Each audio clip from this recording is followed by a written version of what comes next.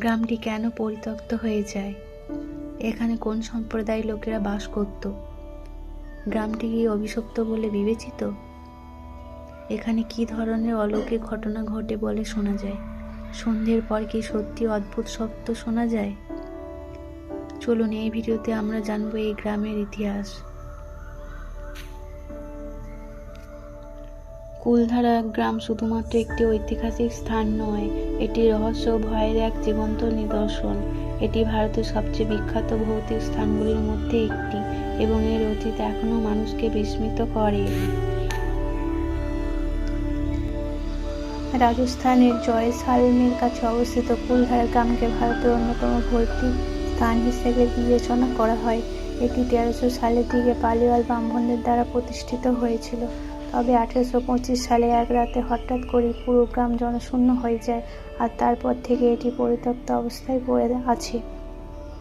কথিত আছে, সেই সময়ের এক নিষ্ঠুর দেওয়ান সালিম সিং গ্রামের এক সুন্দরী মেয়েকে বিয়ে করতে চেয়েছিল।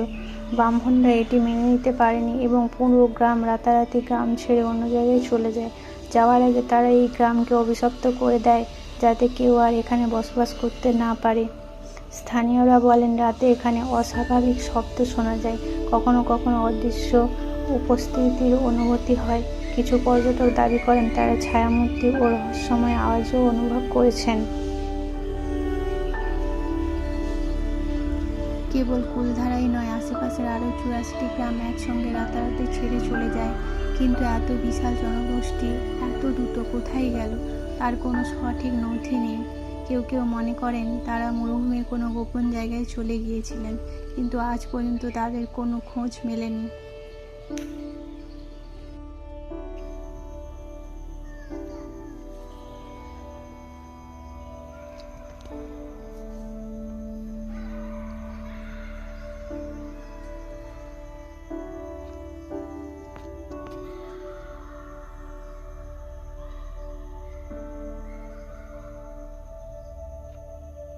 কিছু গবেষক মনে করেন কুলধারা পরিত্যক্ত হওয়ার পেছনে ভৌতিক কোনো কারণ নয়, বরং প্রকৃতিগত কারণেই দায়ী।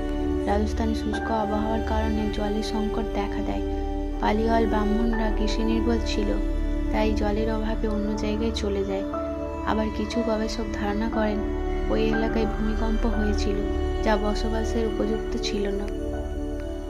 নতুন বাণিজ্য পথের বিকাশ এবং শুষ্ক আবহাওয়ার কারণে কৃষি পতন ঘটে, ফলে ব্রাহ্মণরা গ্রাম ছাড়তে বাধ্য হয়।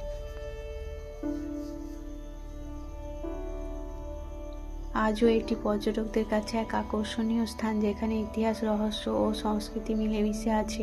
আপনি যদি কুলধারা ভ্রমণে যান, তাহলে ইতিহাসের সঙ্গে সঙ্গে রহস্যের স্বাদও উপভোগ করতে পারবেন।